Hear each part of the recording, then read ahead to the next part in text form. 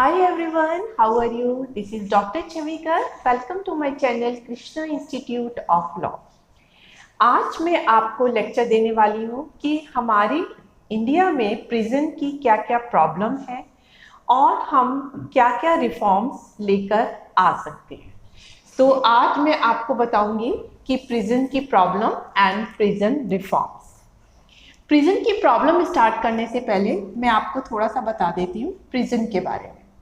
देखिए, कोई भी सोसाइटी ऐसी नहीं हो सकती जहाँ पे कोई क्राइम ना हो, चाहे छोटा क्राइम हो चाहे बड़ा क्राइम हो, लेकिन सोसाइटी में जो है कभी ना कभी क्राइम होता ही है। अगर क्राइम है तो इसका मतलब वहाँ पे क्रिमिनल भी है। तो जब क्रिमिनल है तो जब हम उन्हें पनिशमेंट देते हैं तो हम उनको क्या करते हैं, प्रिजन में रखते हैं। इससे क्या होता है, सोसाइटी जो है बेक ऑफ हो जाती है कि वो क्रिमिनल फ्रीली सोसाइटी में मूव नहीं कर रहे हैं। और क्रिमिनल को प्रिजन में रखने से वो क्या हो जाते हैं, उनकी इनेबिलिटी हो जाती है, जिससे कि वो फ्यूचर में और क्राइम नहीं कर सकते जब तक कि वो प्रिजन में रहते हैं। तो इसलिए जो प्रिजनाइजेशन ऑफ क्रिमिनल है ये एक बहुत अच्छा प्रिवेंटिव मेथड है पनिशमेंट का।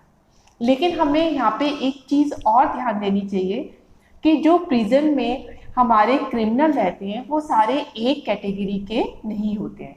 कोई हार्डकोर क्रिमिनल होते हैं, कोई वुमेन क्रिमिनल होती हैं और कोई फर्स्ट ऑफेंडर होता है। तो हमें इसी हिसाब से उनका क्लासिफिकेशन करना चाहिए और उनको अलग अलग उनकी सेल होनी चाहिए, ताकि जो है हम उनको उसी के हिसाब से ट्रीटमेंट दे सकें। तो ये प्रिजन की जो डिसिप्लिन होता है उसकी मेंटेन के लिए बहुत ज़रूरी होता है। अब हम देखेंगे कि प्रॉब्लम ऑफ प्रिजन क्या क्या होती है। देखिए, सबसे बड़ी प्रॉब्लम तो जो है इसकी ओवर क्राउडिंग है। 1995 में एक डाटा था कि जो दिल्ली की तिहाड़ जेल है उसमें 8500 जो है कॉन्विक्ट थे, जबकि उसकी कैपेसिटी कितनी है, सिर्फ 2500। तो देखिए, 2500 की अगेंस्ट 8500 क्रिमिनल थे। तो ओवर क्राउडिंग की वजह से क्या होता है, जो क्लासिफिकेशन होता है क्रिमिनल का कि अंडर ट्रायल के लिए अलग होना चाहिए और जो आपके फर्स्ट ऑफेंडर के लिए, हार्डकोर क्रिमिनल के लिए अलग सेल होनी चाहिए और जो है जुवेनाइल डेलिक्वेट के लिए अलग होनी चाहिए। लेकिन जब ऑलरेडी वो ओवर क्राउडिंग है तो उसमें क्या होता है, इस तरीके का क्लासिफिकेशन जो है नहीं हो पाता है। तो ये बहुत बड़ी प्रॉब्लम है, जिससे क्या होता है, जो हार्डकोर क्रिमिनल होते हैं वो अपना इन्फ्लुएंस जो होते हैं दूसरे क्रिमिनल को भी देते हैं, जिससे कि दूसरे लोग भी जिनमें रिफॉर्मेशन की पूरी गुंजाइश होती है वो भी प्रोफेशनल क्रिमिनल बन जाते हैं। नेक्स्ट इसकी प्रॉब्लम है प्रॉब्लम ऑफ प्रिजनर हेल्थ। देखिए, वहाँ पे जो है हेल्थ की बहुत प्रॉब्लम है, क्योंकि जो भी क्रिमिनल आते हैं, हेल्थ का मतलब ये नहीं है कि उनकी प्रेजेंट लेवल में क्या हेल्थ है, बल्कि ये कि उनकी पास्ट में भी क्या हेल्थ थी। देखिए, बहुत से क्रिमिनल एड्स से भी सफ़र कर सकते हैं, टीबी भी उनको हो सकता है, बहुत से लोगों को क्या हो सकता है, अस्थमा की प्रॉब्लम हो सकती है, हेपेटाइटिस बी की प्रॉब्लम हो सकती है। तो ऐसे क्रिमिनल का जो है अलग से रिकॉर्ड होना चाहिए, क्योंकि हो सकता है कि ऐसे क्रिमिनल दूसरे क्रिमिनल को भी जो है इन्फेक्ट कर दे। तो इसीलिए इस टाइप के क्रिमिनल को अलग रखना चाहिए, लेकिन ओवर क्राउडिंग की वजह से हम उनकी हेल्थ के हिसाब से भी उनको नहीं रख पाते हैं। नेक्स्ट प्रॉब्लम है क्रिमिनलिटी इन प्रिजन। देखिए, प्रिजन में लोग सुधरने के लिए आते हैं, जिससे कि उनमें इनेबिलिटी आ जाए और वो क्राइम ना कर सकें। लेकिन यहाँ पे प्रिजन में भी हम देखते हैं बहुत सारे ग्रुप बन जाते हैं। तो हर ग्रुप ये चाहता है कि मेरी सुपीरियरिटी जो है वहाँ पे सब लोगों पे इम्पोज होनी चाहिए, इसलिए वो आपस में जो है काफ़ी लड़ते रहते हैं और मार पिटाई भी उनमें होती रहती है। अब नेक्स्ट है इसका प्रिजन डिसिप्लिन। देखिए, प्रिजन में बहुत अच्छा डिसिप्लिन होना चाहिए, क्योंकि तभी हम जो है उनको सुधार सकते हैं। इसके लिए जो प्रिजन पर्सनल होने चाहिए वो प्रॉपरली ट्रेंड होने चाहिए। लेकिन हमारी प्रिजन में जो प्रोफेशनल हैं, जो प्रिजन की अथॉरिटीज़ हैं, वो प्रॉपरली ट्रेंड नहीं होती है, जिसलिए वहाँ पे अटर इनडिसिप्लिन है। क्योंकि हम न्यूज़पेपर में भी पढ़ते हैं कि जो प्रिजन होती है उसमें उनको सिर्फ बेसिक नेसेसिटी दी जाती है, लेकिन आपने देखा होगा बहुत से पॉलिटिशियन प्रिजनर होते हैं, उन पे मोबाइल की भी सुविधा होती है, उनके लिए अंदर वाइन भी आ रहे होते हैं और वो मोबाइल से बाहर के क्रिमिनल से भी आराम से कांटेक्ट कर लेते हैं। तो ये चीज़ दिखाता है कि प्रिजन में जो होती है डिसिप्लिन की बहुत बड़ी प्रॉब्लम है। नेक्स्ट है आपका न्यूट्रिशन एंड हाइजीन। देखिए ओवर क्राउडिंग होती है, ओवर क्राउडिंग की वजह से वहाँ पे हाइजीन की जो है बहुत ही ज़्यादा प्रॉब्लम होती है। टॉयलेट्स बिल्कुल क्लियर नहीं होते हैं, जहाँ वो रहते हैं वो जगह बिल्कुल साफ़ नहीं होती हैं, जिससे उनमें बहुत सारी बीमारियाँ होने का डर रहता है। और उनको जो खाना भी दिया जाता है वो बिल्कुल भी न्यूट्रिशियस नहीं होता है। जैसे पिक्चर्स में दिखाते हैं कि वो बहुत से क्रिमिनल जो है वहीं पे अपोज करते हैं कि उनको दाल भी दी जा रही है तो बिल्कुल पतली पानी सी दी जा रही है, तो वहाँ पे उनको न्यूट्रिशन खाना नहीं दिया जाता और हाइजीन की बहुत बड़ी प्रॉब्लम रहती है। इसकी लास्ट प्रॉब्लम है प्रॉब्लम ऑफ वुमेन प्रिजनर। देखिए जो वुमेन है उनके लिए जो है वो बहुत टेंडर होती हैं, इसलिए उनका जो ट्रीटमेंट है वो भी जो है अलग होना चाहिए। लेकिन वुमेन प्रिजनर के लिए भी हम कोई स्पेशल ट्रीटमेंट नहीं देते हैं, बल्कि उनके बच्चों से उनको जो है स्पेशली मिलते रहने देना चाहिए, जिससे कि जो है और जब उनकी मीटिंग हो अपने फैमिली मेम्बर से तो उसमें थोड़ा सा लिबरलाइजेशन देना चाहिए, ताकि उनके अपने फैमिली से टाई बने रहें और वो मेंटली भी फिट रहे। क्योंकि मेल के कंपैरिजन में वुमेन जल्दी डिप्रेशन में आ जाती है, उनको मेंटल अटैक जल्दी हो जाता है, तो उनको मेंटली फिट करने के लिए उनको ट्रीटमेंट जो है जेल में थोड़ा सा ह्यूमैनिटेरियन होना चाहिए, जो कि नॉर्मली प्रिजन में नहीं हो पाता है। तो आपको जो है प्रॉब्लम ऑफ प्रिजन अच्छे से क्लियर हो गई होगी। अब हम देखते हैं कि प्रिजन रिफॉर्म्स में क्या क्या होने चाहिए। देखिए सबसे पहला और सबसे इम्पॉर्टेंट तो है क्लासिफिकेशन ऑफ प्रिजनर। देखिए प्रिजनर को हमें डिफरेंट कैटेगरी में जो है साइंटिफिक वे में जो है क्लासिफाई करना चाहिए। अंडर ट्रायल का अलग क्लासिफिकेशन होना चाहिए, फर्स्ट ऑफेंडर का अलग होना चाहिए, वुमेन और जुवेनाइल जो डेलिंक्वेंट है उनका अलग होना चाहिए, हार्डेंड क्रिमिनल का अलग क्लासिफिकेशन होना चाहिए। क्योंकि एक जैसे क्रिमिनल सभी अलग अलग कैटेगरी के क्रिमिनल को हम एक जैसा ट्रीटमेंट नहीं देते हैं, तो जो जिस कैटेगरी का क्रिमिनल है उसी हिसाब से अगर हम ट्रीट करेंगे तो उनमें ज़्यादा अच्छी तरीके से वो लोग रिफॉर्म हो सकते हैं। नेक्स्ट है आपका panel administration must be upgraded. देखिए जो जेल की अथॉरिटीज़ हैं, जो जेल के पर्सनल हैं, उनको प्रॉपर ट्रेनिंग होनी चाहिए, उन्हें जो है नए नए जो चेंजेस आ रहे हैं पैनल लॉ में उनसे अपग्रेडेड होना चाहिए। क्योंकि प्रिजन में जो है डिसिप्लिन की बहुत ज़्यादा प्रॉब्लम रहती है।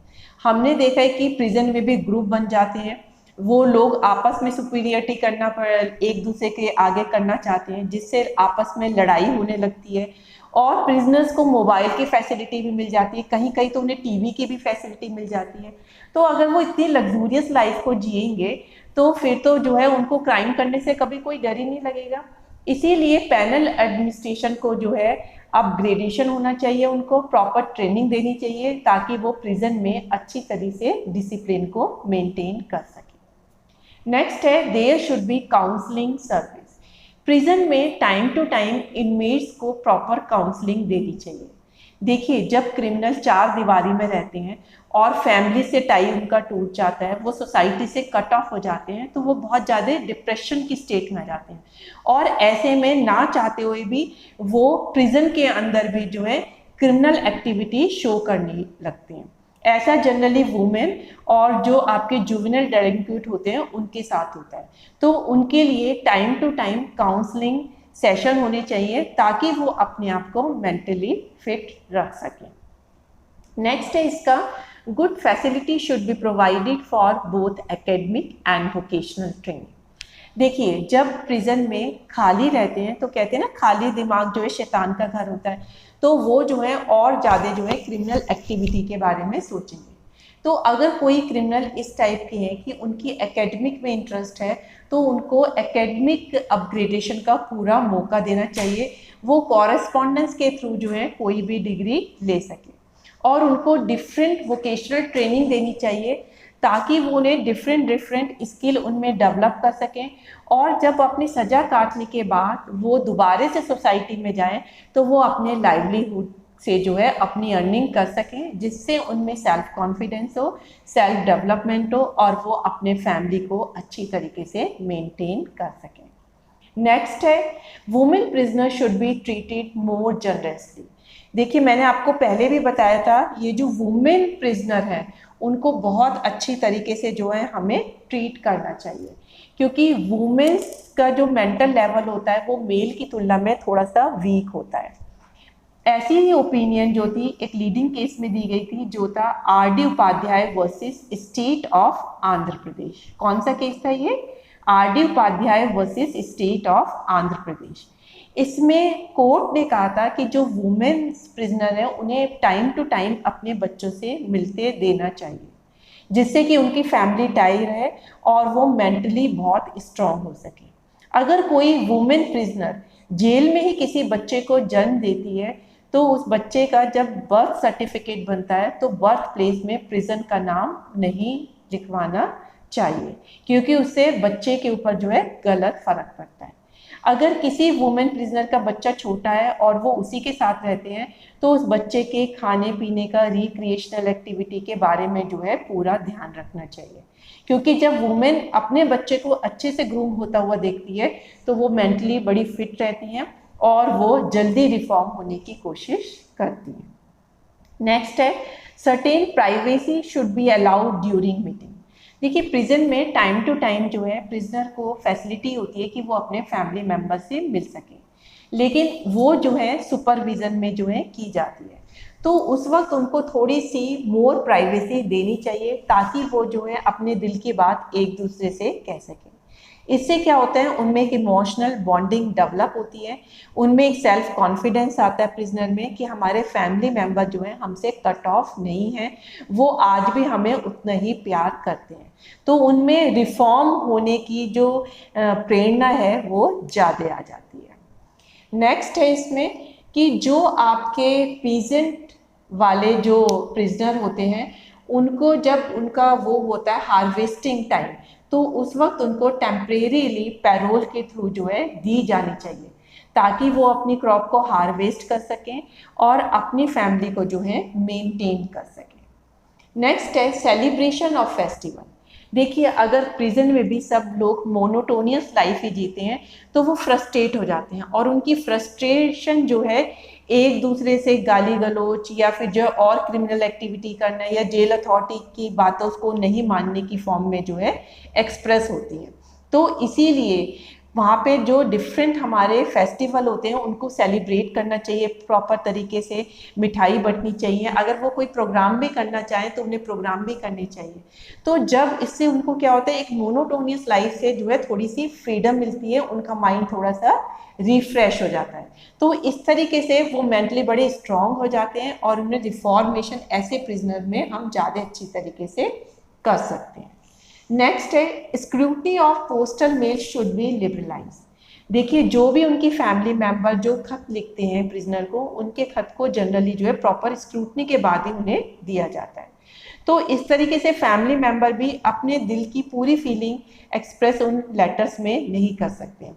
तो पोस्टल मेल भी जो हार्डकोर क्रिमिनल हैं उनकी तो हमें लेटर स्क्रूटनाइज करनी चाहिए कि कहीं और वो कोई और क्रिमिनल एक्टिविटी तो बाहर करने की कोशिश नहीं कर रहे हैं, लेकिन अकॉर्डिंग टू क्लासिफिकेशन अगर हमें लगता है कि कुछ ऑफेंडर हमारे अच्छे हैं तो उनकी पोस्टल मेल को बहुत ज़्यादा स्क्रूटनाइज हमें नहीं करना चाहिए।